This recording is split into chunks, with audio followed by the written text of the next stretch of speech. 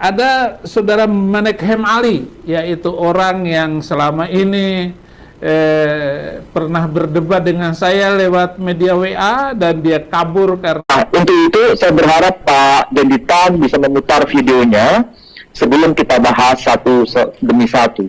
Para mu'alaf itu dan tokoh-tokoh, bahkan entah ustadz, kiai, nggak ada yang berani debat dengan Saifuddin Ibrahim. Sebenarnya ya hapuslah dulu ayat-ayat yang telah menghina kami, yang menghina orang Kristen dan orang Yahudi. Ini tangkapan saya untuk Menekhem Ali, dan tentu saja Irene Handono yang menghina kekristenan. Ada lagi Kainama, wah ini omongannya minta ampun deh. Mestinya ditangkap orang-orang begitu. Kenapa bukan Abdul Somad yang ditangkap, kok saya yang dipenjarakan? Kenapa MKC yang ditangkap? Nandar juga itu. Aduh, Nandar ini memang otaknya kopong. Otong, otak kosong. Satu ayat ini saja sudah menghapus mimpi kamu, hei Menekhem Ali. Menekhem Ali, nggak level, saudara. Dunia ini yang bikin macam-macam di dunia ini, yang bikin YouTube itu orang Yahudi semua, yang bikin Levi's itu orang Yahudi semua. Ya, Menekhem Ali sudah terbukti bahwa hanya orang Yahudi yang berhak untuk menerima firman Tuhan. Jelas sekali saudara Menekhem Ali bahwa selain Alkitab sudah tidak diperlukan lagi firman Tuhan yang lain. Video-video saya ini tidak mampu dibantah oleh siapapun. Kamu kok mau membantah kalimat ucapan saya? Saya ini pintar. Harus ada nubuat mengenai kedatangannya. Iya, Menekhem Ali. Kriteria apapun yang Anda tidak bisa, saudara Menekhem Ali. Lo mah profesor apa? Profesor, doktor. Belajar dulu sama saya.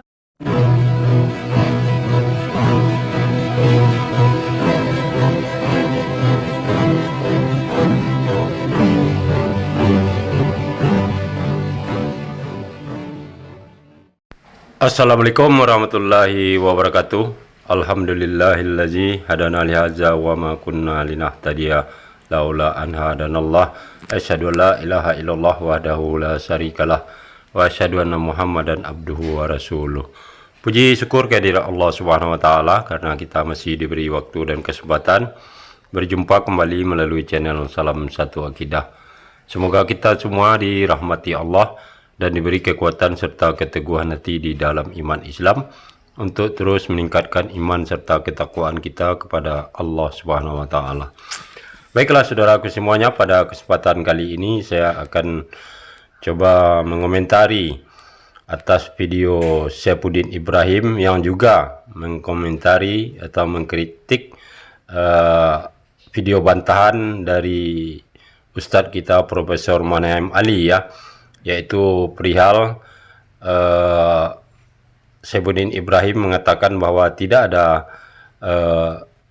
nubuatan atau ciri-ciri terhadap Nabi Muhammad sebagai Rasulullah ataupun Nabi. Nah, ini sebenarnya pada video bantahan dari Profesor Menekhem Ali sudah sangat jelas uraiannya, penjabarannya yang tentunya menggunakan data yang lengkap serta dapat dipertanggungjawabkan, ya. Namun Saifuddin Ibrahim ini sepertinya sangat gelisah dengan penjelasan-penjelasan yang disampaikan oleh para mu'alaf yang cerdas, juga termasuk Ustaz Kainama, Umi Hajah Irene Handono, ya. Bahkan dia juga menyinggung dari Ustaz Yonatan Nandar. Nah, bagaimana video dia mengkritiki Ustadz Menekhem Ali, nanti kita akan simak bersama. Namun sebelumnya saya mengucap terima kasih kepada saudara semua yang sudah mendukung channel ini dengan subscribe Juga yang baru bergabung jangan lupa subscribe, like, serta share. Dan begitu juga kita dukung channel Islam lainnya untuk terus bersama membentengi umat dari upaya pemurtadan serta penangkalan akidah umat Islam. Langsung saja kita simak cuplikan videonya.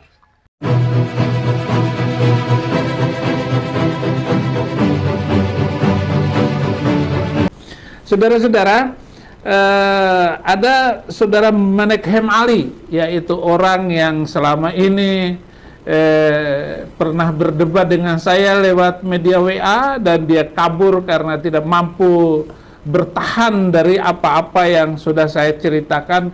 Saya lawan dia, saya tegaskan dia, ayatnya ini, tempatnya ini, dasarnya begini. Dan dia mengomentari saya bahwa saya tidak berkompeten untuk membicarakan agama dia. Oke, mari kita tonton dulu video dia. Tapi karena juga mencakup persoalan mengutip ayat Quran dan hadis dalam rangka untuk argumentasi teologisnya, saya harus membahasnya secara akademik dalam forum ini. Itulah sebabnya tadi saya harus mengulang sekali lagi untuk menalar kembali pernyataan-pernyataan beliau, terutama dalam hal 5 syarat kenabian yang harus dipenuhi. Bila 5 syarat kenabian ini tidak dipenuhi, maka seseorang yang mengklaim dirinya sebagai nabi tidak layak disebut sebagai nabi. Itu konklusi yang beliau nyatakan. Jadi ada 5 syarat untuk membuktikan seseorang itu nabi atau bukan. Bila 5 syarat itu tidak dipenuhi, maka seseorang yang mengklaim dirinya sebagai nabi bukan sebagai nabi yang benar, tapi dianggap sebagai nabi yang palsu. Nah, apakah ini menyasar pada tokoh tertentu dalam teologi Islam? Saya kira iya. Dan beliau menyatakan itu secara gamblang dalam video. Nah, untuk itu saya berharap Pak Denditan bisa memutar videonya sebelum kita bahas satu demi satu dari argumentasi yang beliau lantarkan. Silakan Pak Denditan. Ya, saudara, Menekhem Ali mengatakan karena saya memakai ayat-ayat Al-Quran dan hadis di dalam menyampaikan video-video saya, dia keberatan dan dia tidak suka kalau saya harus mengomongkan lagi, membicarakan lagi agama saya yang dulu. Memang benar seperti itu, saya tidak pernah meninggalkan apa yang harus dikatakan oleh saya sebagai korektor terhadap keyakinan-keyakinan saya yang dulu.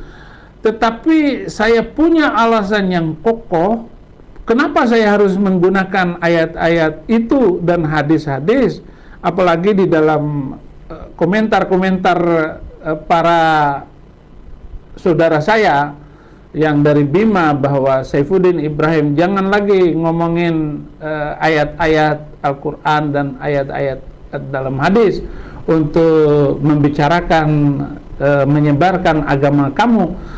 Loh, saya ini sebenarnya saya tidak mau menyinggung ayat Al-Quran dan hadis. Tapi karena setelah 600 tahun Alkitab ditulis, muncul Al-Quran yang menghina Alkitab dan sejarah kenabian, maka saya langsung berdebat dengan para mu'alaf dengan memakai ayat Al-Quran dan Al-Hadis. Kenapa?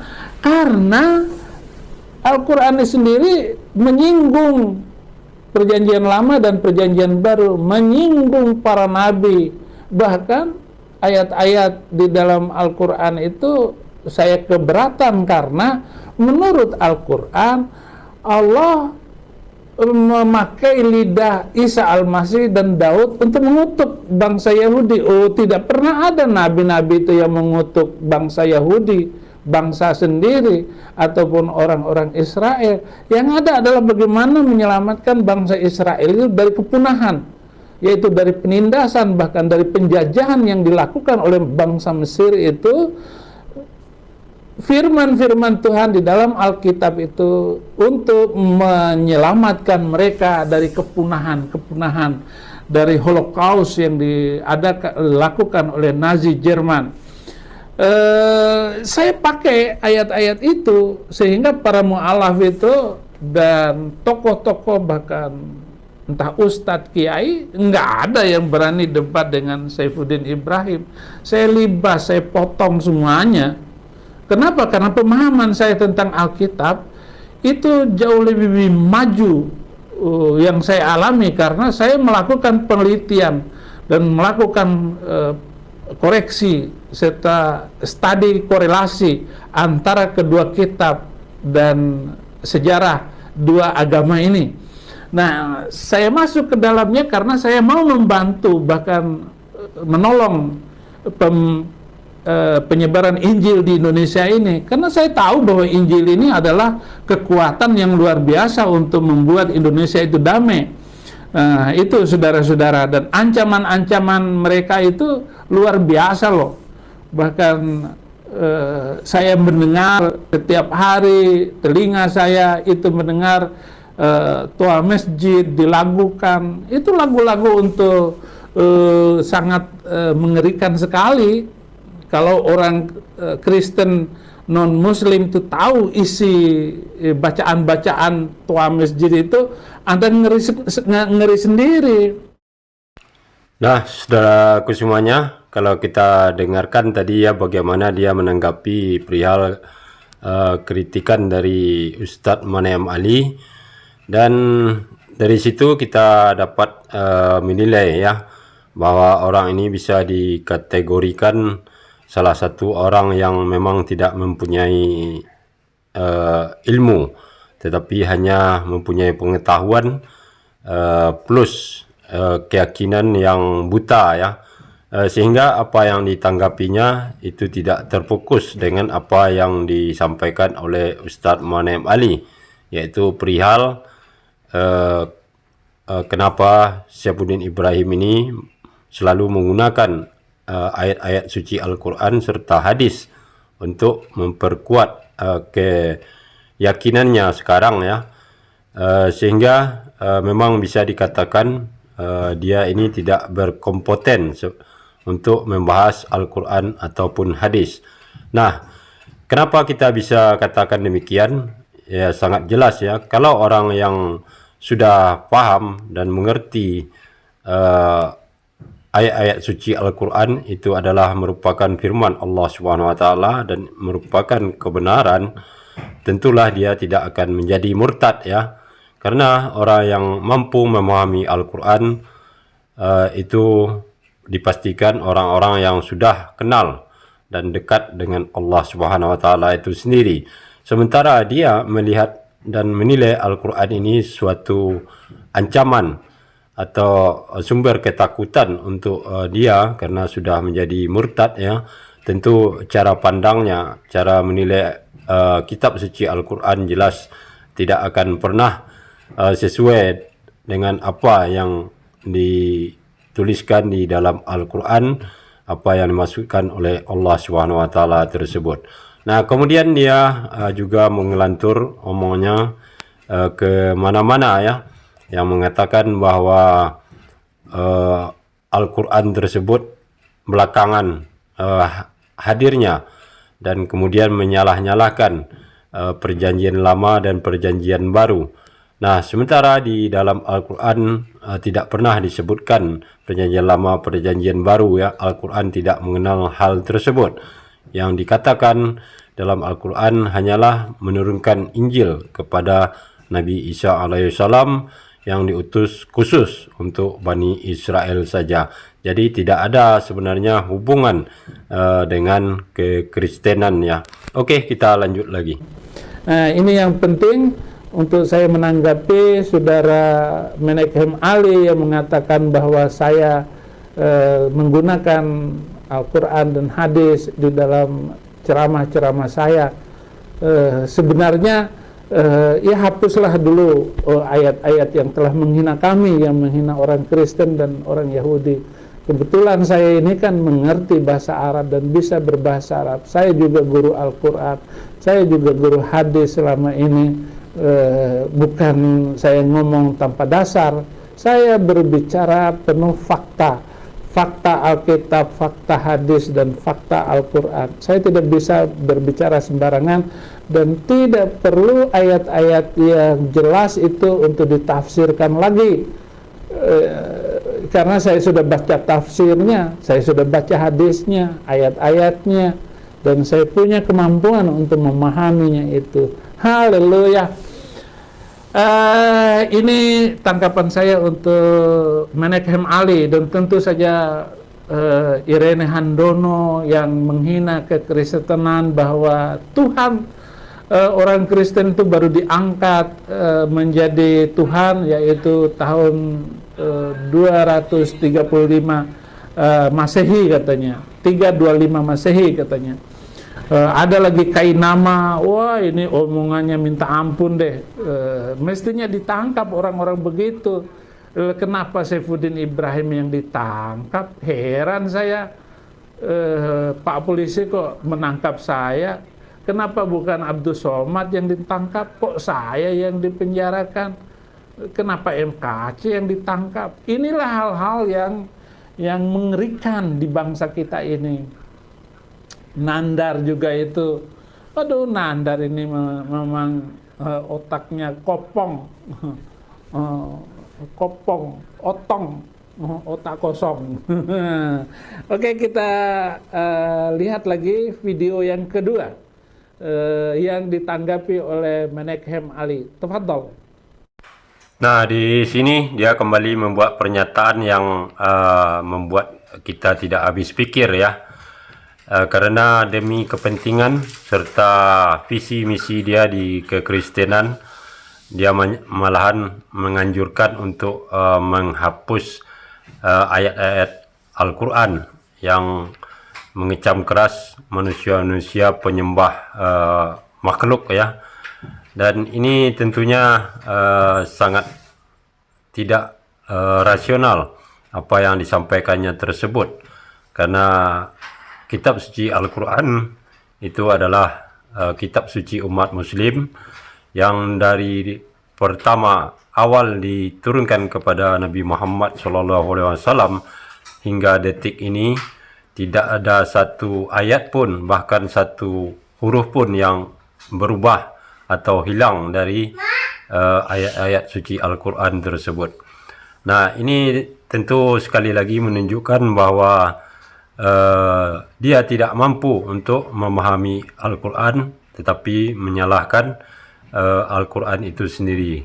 Kemudian juga dia menyinggung para mu'alaf kita, diantaranya Ustadz Kainama, Ustazah Hajah Irena Handono ya, dan juga Ustadz Yonatan Nandar, yang mana orang-orang tersebut adalah orang-orang yang cerdas, yang mampu untuk berbicara berdasarkan data ya, menggunakan ilmu tentunya yang dapat diurai dengan jelas.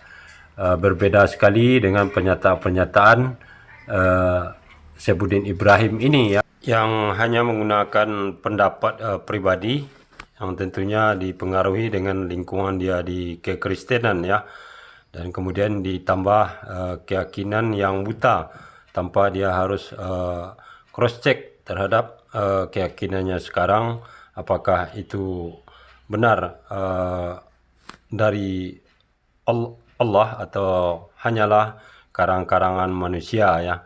Nah, oke, kita lanjut lagi. Pecah menjadi 71 golongan. Kristen pecah jadi 72 golongan, Islam pecah jadi 73 golongan. Ini membuat Nabi Muhammad. Tetapi apa bukti? Yahudi sudah pecah ribuan, Kristen sudah berapa pecahannya, Islam juga pecah ribuan golongan. Mulai dari sejak Nabi sampai hari ini terpecah berkeping-keping. Sampai ISIS sekarang ini, itu adalah pecahan karena melihat ayat dan urusan politik. Jadi harus bernubuat Muhammad meleset. Jadi tidak ada satu ayat pun, tidak ada satu nubuatan Muhammad pun yang bisa dipegang.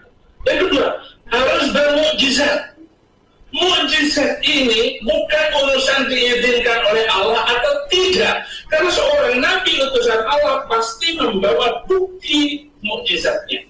Misalnya Yesus membuat burung dari tanah liat, Yesus menyembuhkan orang sakit sembuh, orang buta melihat, orang tuli mendengar, orang mati hidup kembali, bangkit hidup kembali. Bukan mematikan orang hidup. Kalau mematikan orang hidup saya juga bisa. Kalau sekedar membunuh orang hidup gampang. Ya, itulah video saya yang sudah beredar 7 tahun yang lalu, memang viral itu video. Saya ucapkan dan ditanggapi oleh Menekhem Ali bahwa saya membuat 5 syarat kenabian yang saya baca di dalam Alkitab. Itu. Tetapi yang jelas memang saya dengan Menekhem Ali karena dia mau berdebat satu poin, saya bilang, saya tunjukkan buku-buku saya, terutama dialog dengan Saddam Hussein. Buku ini saya bilang gitu, saya kirimkan ke tempat dia, dan dia ngacir karena dia tidak mampu menjawab pertanyaan-pertanyaan. Dan buku ini isinya 40 macam kekacauan ajaran itu yang tidak bisa dijawab oleh kiai manapun. Kalau ada kiai bisa jawab buku ini, saya kembali lagi, saya akan kembali lagi, ikut lagi dengan agama yang dulu. Tapi dia, kok tiba-tiba ada komentar dia tentang YouTube saya. Oh, haleluya. Saya mau jelasinnya bahwa ini yang pertama ini. Tuhan Bapa Surgawi tidak pernah mengutus nabi di luar Bani Israel. Satu ayat ini saja sudah menghapus mimpi kamu, hei Menekhem Ali, bahwa memang tidak ada nabi selain Bani Israel. Dan Tuhan tidak pernah mengirim utusannya di luar daripada Bani Israel. Selalu bangsa itulah yang dipercayakan firman Allah. Jadi kalau kamu mengutip-ngutip, memotong-motong video saya, Menekhem Ali, enggak level, saudara. Saudara harus belajar ulang kepada saya. Saya enggak tahu dari mana kamu dapat profesor doktor itu. Belajar dulu dengan Saifuddin Ibrahim yang tidak punya gelar apa-apa. Paling gelar tikar saya. Mau tidur di rumput, mau ngobrol-ngobrol dengan anak rohani saya punya gelar, namanya gelar tikar. Saya nggak punya itu, nggak perlu saya itu doktor, profesor itu.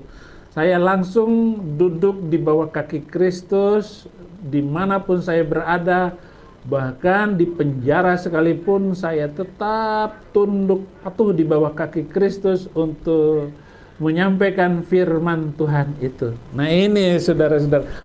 Jadi keselamatan datang dari bangsa Yahudi, bukan dari bangsa Mesir. Enggak ada itu keselamatan datang dari sana. Seluruh pengajaran, bahkan di dunia ini, yang bikin macam-macam di dunia ini, yang bikin YouTube itu orang Yahudi semua, yang bikin Levi's itu orang Yahudi semua. Semuanya lampu-lampu ini yang dibikin orang Yahudi. Kalau, waduh, saudara-saudara ini aneh-aneh saja. Yang bikin pesawat terbang itu Yahudi, yang bikin mesin jahit sehingga punya ini Elias Hovi, itu orang Yahudi semua yang membuat mesin jahit itu sehingga benang bisa dianyam dengan cepat, dengan luar biasa, sampai benang yang kecil sekalipun itu bisa dianyam sedemikian rupa. Itu Yahudi semua. Yang bikin telepon itu orang Yahudi, yang bikin laptop juga orang Yahudi. Laptop pertama itu beratnya 1 ton, sekarang laptop itu sudah bisa dimasukin kantong. Yang bikin pesawat terbang itu juga Yahudi, saudara. Wright bersaudara itu, dia yang bikin pesawat terbang. Kalau nggak ada pesawat terbang, memang naik haji pakai onta, kapan sampainya? Orang Yahudi dimusuhin, apalagi di Indonesia ini. Yahudi, Israel, dunia. Bahkan di tempat sampah di sebelah kompleks sono itu ada tulisan, siapa yang kencing di sini Yahudi katanya. Ya, mana ada orang Yahudi kencing sembarangan seperti itu. Saking menghinanya orang. Tidak boleh menghina lagi. Kita harus membangun bangsa ke depan adalah bangsa yang luar biasa. Dari ini saja, Menekhem Ali sudah terbukti bahwa hanya orang Yahudi yang berhak untuk menerima firman Tuhan. Nah, saudaraku semuanya, makin ke sini kalau kita dengarkan celotehan Saifuddin Ibrahim ini ya, semakin jelas bahwa dia adalah salah satu orang yang memang tidak mempunyai ilmu, tetapi hanya berasumsi semata ya. Itu bisa kita simak tadi betapa sesumbarnya dia mengatakan bahwa dia lebih pintar, lebih cerdas dan lebih mengetahui dari Profesor Manahem Ali ya. Padahal apa yang disampaikan dan bagaimana cara penyampaian kajian-kajian oleh Ustadz Manahem Ali sudah sering kita saksikan ya. Begitu jelas, begitu runut, dan itu tidak lepas dari data dan dalil yang tentunya dapat dipertanggungjawabkan secara ilmiah ya. Dan kemudian yang kedua yang lebih menggelikan lagi pernyataannya bahwa keselamatan itu hanya datang dari bangsa Yahudi. Nah, sebelum dia membuat pernyataan seperti itu, seharusnya dia bertanya terlebih dahulu ya, apakah kekristenan tersebut diakui oleh Yahudi apa tidak. Nah, tentu saja bagi kita yang sudah mengetahuinya bahwa Yahudi jelas menolak serta tidak mengakui yang namanya kekristenan tersebut. Bahkan Yahudi tidak mengenal sedikit pun kekristenan ya. Dan kemudian dia mencoba membuat dongengan yang mengatakan bahwa orang Yahudi lah yang menemukan segala macam jenis ilmu pengetahuan ataupun teknologi. Nah, ini lagi-lagi suatu pernyataan yang tidak menggunakan data ya, yang berdasarkan sejarah itu sendiri. Nah, salah satu contohnya tadi dia menyebutkan bahwa laptop pertama itu ya bobotnya sampai 1 ton. Nah, ini sumber Saifuddin Ibrahim ini dari mana kan gitu. Karena kita ketahui bahwa laptop pertama itu diciptakan beratnya hanya 11 kg ya. Dan itu pertama kali diperkenalkan pada publik pada tahun 1981. Diadakannya pameran komputer ya. Jadi dari satu itu saja sudah terbukti bahwa apa yang disampaikannya ini hanya berdasarkan asumsi belaka ya. Nah, kemudian juga yang mengatakan bahwa penemu-penemu hanya orang Yahudi, itu tidak benar sama sekali ya. Justru malahan banyak ilmuwan atau penemu yang berasal dari Muslim. Salah satu di antaranya yaitu Al-Khawarizmi ya. Beliau adalah penemu ilmu algoritma. Yang kedua ada Al-Jazari ya. Beliau ini adalah penemu robot ya, yang menciptakan robot pertama. Dan kemudian yang ketiga ada Ibnu Firnas. Dan beliau ini adalah ahli di bidang aerodinamika sekaligus konseptor pesawat terbang. Jadi dari sini cikal bakal adanya teknologi pesawat terbang ya. Selanjutnya ada Jabir bin Hayyan, dan beliau ini adalah yang pertama memperkenalkan ilmu kimia ya. karena beliau disebut sebagai bapak kimia modern. Dan selanjutnya juga ada Ibnu Sina. Nah, ini beliau adalah tokoh Islam yang sangat terkenal ya, juga seorang filsuf muslim perintis ilmu kedokteran dunia. Jadi itulah beberapa dari Muslim, penemuan-penemuan mereka yang bisa kita nikmati sekarang, dan itu adalah bagian dari ilmu pengetahuan serta teknologi. Jadi apa yang diklaim oleh Saifuddin Ibrahim semua itu hanyalah asumsi tanpa berdasarkan data dan fakta. Oke, kita lanjut lagi. Untuk menjadi nabi itu, mau tambahin lagi ayatnya. Wahyu 22 ayat 18, aku bersaksi kepada setiap orang yang mendengar perkataan-perkataan nubuat dari kitab ini, jika seorang menambahkan sesuatu kepada perkataan-perkataan ini, maka Allah akan menambahkan kepadanya malapetaka yang tertulis di dalam kitab ini. Jelas sekali saudara Menekhem Ali, bahwa selain Alkitab sudah tidak diperlukan lagi firman Tuhan yang lain. Anda boleh membuat undang-undang baru di negeri Anda. Anda boleh membuat undang-undang ataupun pasal-pasal yang lain, termasuk pasal 156A untuk menjerat minoritas dan sebagainya. Silakan aja. Saya juga dijerat dengan undang-undang penistaan agama itu. Hanya dengan mengatakan saya bercerita dengan sopir taksi, dan sopir taksinya masih muslim sampai sekarang. Tapi itu yang dipakai, somat, menghina salib, nggak ditangkap kok sampai sekarang. Nah, undang-undang macam apa begini? Pasal karet seperti itu. Saya divonis sama hakim 4 tahun loh, gara-gara video seperti itu. Nah, video-video saya ini tidak mampu dibantah oleh siapapun. Kamu kok mau membantah kalimat ucapan saya? Saya ini pintar karena Roh Kudus, saya pintar karena Alkitab. Kalau saya tetap seperti itu, ya, bingung saya. Jadi saudara harus tahu itu, ya. Oke. Video ketiga. Sebenarnya video satu video yang perlu saya potong. Oke. Jadi mukjizat itu adalah tanda di mana Allah berkenan kepada Nabi tersebut.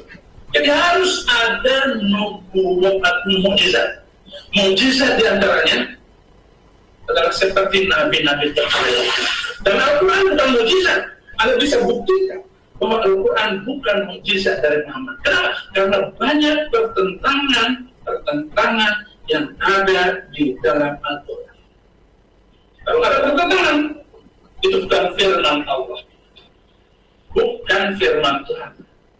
Maka siapapun yang bisa membuktikan ada perbedaan antara perjanjian lama dan perjanjian baru tentang ajarannya, hebat orang itu akan membuktikan. Tidak ada perbedaan.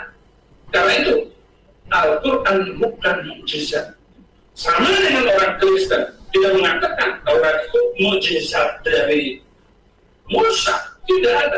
Injil bukan mukjizat di dalam Kristen.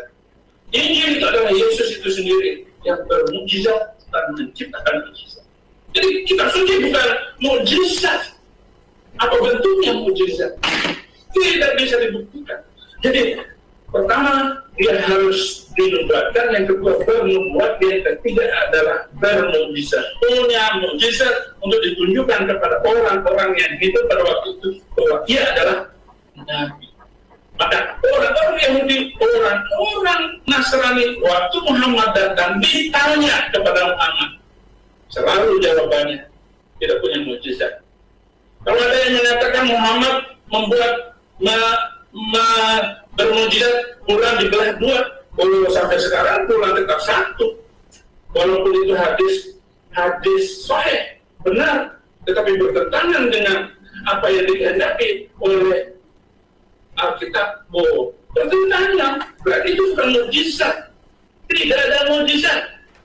Semua ceritanya cerita, tidak ada saksi yang menguatkan. Apalagi harus disaksikan. Yang keempat, seorang nabi harus disaksikan oleh nabi lain. Sehingga Kita stop sini dulu Pak Dondi. Baik, Pak. Pak Dondi, Baik, stop Pak. di sini dulu. Ya, Pak. Ya, Kita bahas 3 poin dulu. Jadi pernyataan dari Pendeta Saifuddin Ibrahim untuk menetapkan seseorang itu layak disebut sebagai nabi atau bukan, ada kriterianya. Kriteria yang beliau tetapkan ada 5. Dan tentu saja melalui video itu kita sudah mendengar secara gampang 3 kriteria yang baru saja beliau lontarkan kepada halayak ramai untuk membuktikan bahwa 3 kriteria ini tidak bisa dipenuhi oleh seorang yang mengaku sebagai nabi yang bernama Muhammad Sallallahu Alaihi Wasallam. Saya belum membahas yang 2 lagi. Nanti kita akan lihat pada video selanjutnya. Jadi 3 syarat yang beliau nyatakan untuk mengatakan bahwa orang itu layak disebut nabi atau tidak. 3 syarat itu adalah 1, dia harus dinubuatkan. Kalau dia tidak dinubuatkan, maka dia bukan seorang nabi. Kedua, kalau dia tidak memiliki mukjizat, maka dia bukan seorang nabi. 3, kalau dia tidak bernubuat, maka dia juga tidak layak disebut sebagai nabi. 3 kriteria ini sebetulnya harus berlaku universal dan tidak berlaku hanya untuk pribadi tertentu. Artinya kalau 3 syarat itu dikemukakan sebagai standar untuk mengatakan seseorang itu nabi atau bukan, maka berlaku secara umum. Siapapun orangnya yang mengaku nabi, kalau tidak memenuhi 3 kriteria ini, maka tidak layak disebut nabi. Nah, coba kita bicarakan sekarang. Kriteria pertama bahwa seseorang itu layak disebut nabi atau tidak, dianggap sebagai nabi yang benar atau nabi palsu, maka syaratnya adalah harus ada nubuat mengenai kedatangannya. Iya, menekam Ali. Kriteria apapun yang Anda inginkan, itu sudah saya jawab tadi, bahwa memang tidak ada nabi yang datang dari Indonesia. Apalagi nabi ke-26 yang lari ke Eropa. Itu bukan nabi. Nabi Birlu gitu. Bukan nabi itu, saudara. Nah, sekarang kita kembali dulu supaya refresh pikiran saudara, yaitu Ulangan 18 ayat 18. Ulangan 18 ayat 18 begini. Seorang nabi akan kubangkitkan bagi mereka dari antara saudara mereka seperti engkau ini. Aku akan menaruh firmanku dalam mulutnya, dan ia akan mengatakan kepada mereka segala yang kuperintahkan kepadanya. Menurut Abdus Somad, itu ayat ini adalah ramalan untuk kedatangan nabi yang dipercayai oleh saya dahulu. Padahal tidak ada sangkut pautnya dan tidak ada kaitannya sama sekali. Kalau Anda sudah masuk ke dalam teologi Kristen, kalau Anda sudah dalam pengikut Kristen, dan tentu saja katanya Menahem Ali dulu sudah belajar sama Bambang Nursena, sudah masuk Kristen, dan katanya saudara ini sudah melayani juga. Anda sudah tahu mestinya, karena Bambang Nursena itu mengkaji kata per kata dia. Kalau saya mah mengkaji ayat per ayat saja, biar cepat. Kalau saya mah, kalau kata per kata mah capek. Kecanggihan teknologi ini sudah membantu dan menolong saya. Bahasa Kirdun saja tahu apa artinya bahasa Kirdun gara-gara kecanggihan teknologi ini. Bahasa monyet juga bisa diketahui, orang hutan juga tahu apa maksudnya. Jadi beda jauh, saudara Menachem Ali, ya. Anda mengomentari khutbah saya dengan 5 syarat kenabian itu kan hanya mancing emosi saja. Tetapi ayat yang sudah saya paparkan di depan itu tidak bisa dibantah oleh siapapun, begitu canggihnya. Lalu Anda mengatakan Alkitab itu palsu karena itu. Tidak bisa, saudara Menachem Ali. Lo mah profesor apa? Profesor, doktor, belajar dulu sama saya. Kalau saya itu langsung libas orang, gitu. Nah, pada tahap terakhir ini, ketika dia mengkritik balik Ustadz Menachem Ali ya, perihal nubuatan untuk Nabi Muhammad SAW. Di sini pada intinya Saifuddin Ibrahim ini membuat kriteria sendiri untuk menubuatkan seorang nabi tersebut. Nah, padahal di dalam Bibel mereka sendiri ya, pada Ulangan 18 nomor 18, di situ saja sudah sangat jelas bahwa di situ sudah disebutkan yang diutus Allah, yang dijanjikan Allah itu adalah seorang nabi, bukan Tuhan seperti yang diyakini oleh umat Kristen ya.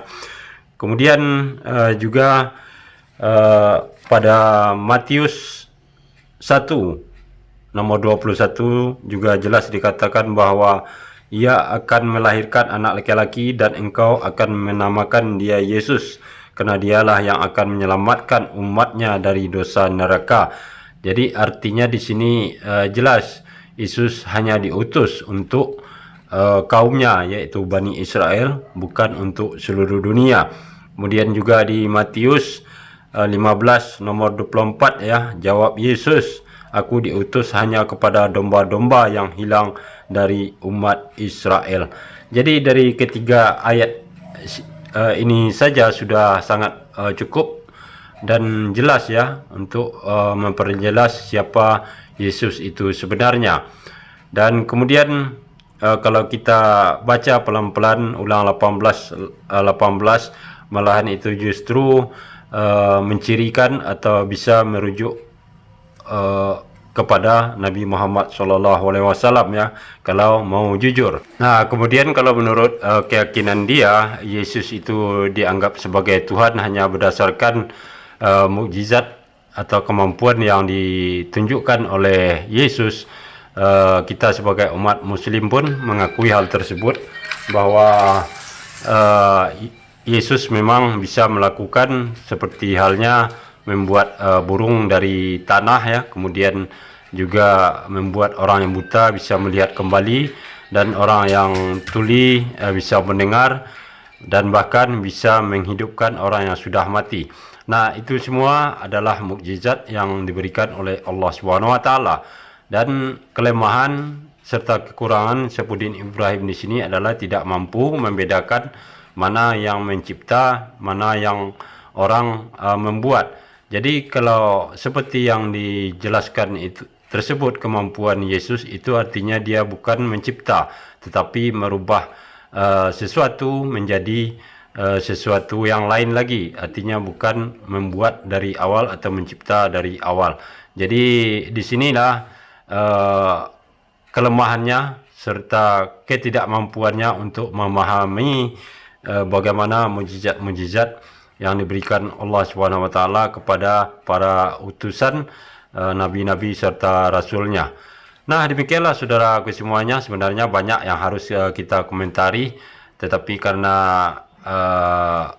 dia tidak fokus pada satu macam permasalahan sehingga kita pun tidak bisa menjelaskan secara lengkap, hanya dapat sekilas saja kita berikan tanggapan terhadap apa yang disampaikan oleh Saifuddin Ibrahim dalam mengkritik balik Ustadz Manahem Ali ini. Dan terima kasih atas perhatiannya. Assalamualaikum warahmatullahi wabarakatuh.